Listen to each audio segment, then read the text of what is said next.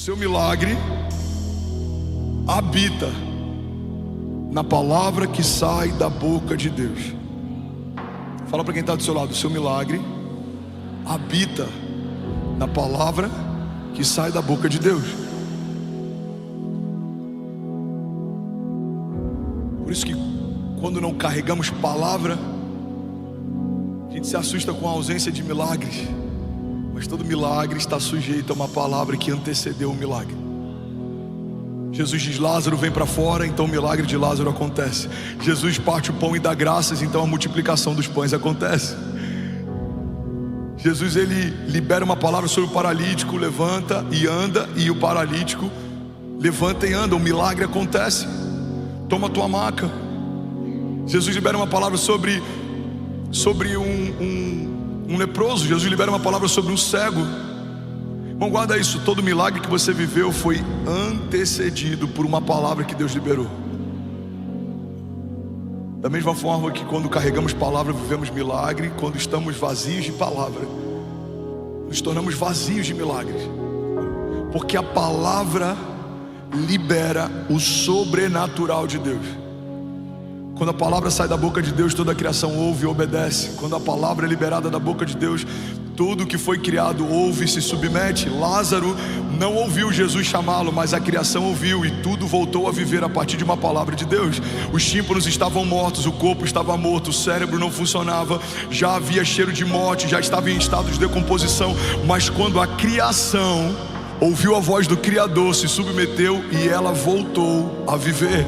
Então volta a ter pele, volta a ter agora coloração, volta a ter vida, volta a ter calor, o sangue volta a circular, os órgãos voltam a viver, tudo começa a funcionar a partir de uma palavra que saiu da boca de Deus. E nesse momento a gente entende que o nosso milagre não depende necessariamente do que estamos sentindo, mas depende integralmente do que Jesus está falando.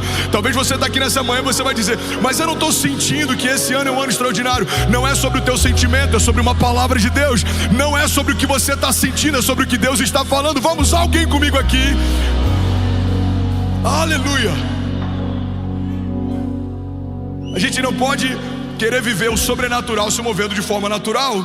Queremos que Deus pode todas as coisas, mas a gente espera a gente poder para então se lançar. Queremos que Deus pode fazer tudo em meio ao nada, mas a gente espera estar tudo pronto para então começar. Não, irmão, o Deus que faz tudo o que existe enquanto nada existia, não depende da tua parcela de naturalidade para fazer. Ele só está aguardando a tua parcela de fé para realizar o sobrenatural. A fé significa tratar as coisas que não são como se já fossem. Alguém está comigo aqui? Diga amém. Estava conversando com um empresário anteontem num aniversário que a gente foi, e eu estava falando sobre sonhos que eu estou tendo de expansão para a igreja. E ele falou: pastor, e aí, como é que você está fazendo? Como que você se organiza para isso? Eu falei: a minha única organização é continuar ouvindo os céus, porque tudo que a gente está vivendo é por conta disso. Ele falou: mas você não está organizando o caixa da igreja? Eu falei: irmão, o caixa da igreja não fazia sentido quando saímos do auditório 1 para o 2. O caixa da igreja não fazia sentido quando saímos do 2 para o 3. O caixa da igreja não faz sentido quando saímos desse lugar para a próxima expansão. Porque se você quer viver por fé, você não pode mais se mover pelo que você está sentindo. O que você sente é natural, o que Deus está falando é sobrenatural. O que você sente é limitado, mas a palavra de Deus, ela é uma fonte ilimitada. O que você sente fala a respeito do que é possível. O que Deus está falando fala a respeito do que é impossível. O que você sente fala a respeito daquilo que os seus olhos já viram. O que você ouve de Deus fala a respeito daquilo que olhos não viram, ouvidos não ouviram. Vamos, alguém comigo aqui? E não penetrou no coração do homem aquilo que Deus preparou para aqueles que creem e caminham debaixo do seu propósito. Então precisamos escolher se a nossa jornada vai ser a partir daquilo que sentimos, se a nossa jornada vai ser a partir daquilo que Jesus está falando. 17 mil famílias online. Você pode celebrar Jesus por cada família online nessa manhã. Vamos, Lagoinha, vamos. Tem milhões de pessoas que queriam estar aqui onde você está. Faça valer o lugar onde Deus te plantou. Aleluia. Qual o problema, pastor, de ter uma jornada natural? O problema é que você vai ser inconstante. Tem dia que você vai crer que vai estar tudo certo, tem dia que você vai achar que tudo acabou. Por quê? Porque você ancorou algo certo no lugar errado. Emoções são volúveis, sentimentos são volúveis. Zygmunt Bauman, um dos maiores sociólogos modernos, ele fala a respeito de relações líquidas, sociedades líquidas e estruturas líquidas. Tudo que antes era estabelecido e firme, na geração atual foi liquefeito. Então, alianças que eram para sempre duram pouco. Relacionamentos que eram para sempre duram nada. Relações que eram para sempre são muito frágeis hoje. 3 semanas você vem, não gosta da palavra pregada, você muda de igreja. Um gabinete, você não ouve o que queria ouvir, você muda de igreja. A primeira briga do relacionamento, termina o namoro. Primeira crise no casamento, pega as malas e vai embora. Por que isso tem acontecido cada vez mais? Porque as relações estão líquidas. Tudo que era estabelecido e firme, tudo que era inegociável, tudo que era inflexível, está sendo relativizado. A fé é relativa para alguns. O sexo e o gênero tem sido relativizado por outros. Os costumes.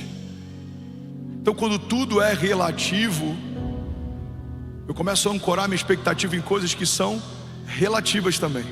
Quando tudo vai bem, eu estou firme com esperança. Quando tudo vai mal, a minha esperança se esvai e eu estou pensando que tudo acabou.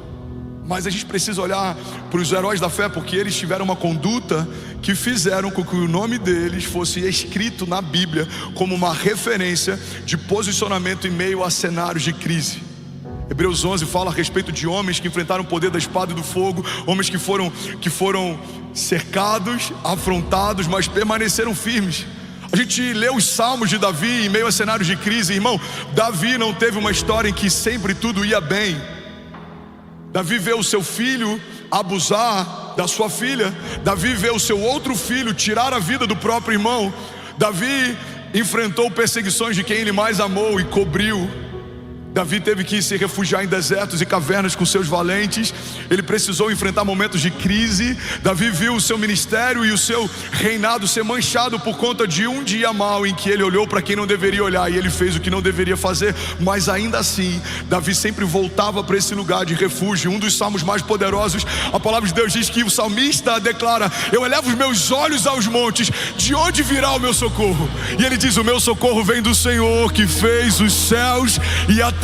Irmão, tá tudo bem caminhar por vales de sombra e morte, mas não é um bom conselho se no meio do vale da sombra da morte você não estiver olhando para o Deus da tua salvação. Tá tudo bem ser afrontado, seus inimigos eles te cercarão, isso é normal, faz parte da jornada, mas você não pode tirar o olhar do Deus do livramento e olhar para aqueles que estão te afrontando. O salmista nos ensina um princípio: mesmo que tudo ao meu redor esteja desmoronando, o meu Deus permanece inabalável no seu trono, reinando de geração em geração. Vamos, alguém comigo aqui? Por mais que nações estejam em crises, governos estejam transicionando, por mais que a cada geração algo esteja mais relativizado do que na geração anterior, por mais que tudo ao meu redor esteja fora daquilo que eu esperava que estivesse, por mais que haja seca, por mais que a videira não dê fruto, por mais que os meus rebanhos talvez não estejam no melhor momento, por mais que talvez até a minha família tenha me abandonado ou as portas não se abram, eu sei que do alto do trono Deus permanece inabalável. Eu sei que à direita dele está o autor e consumador da minha fé, e ele intercede por mim.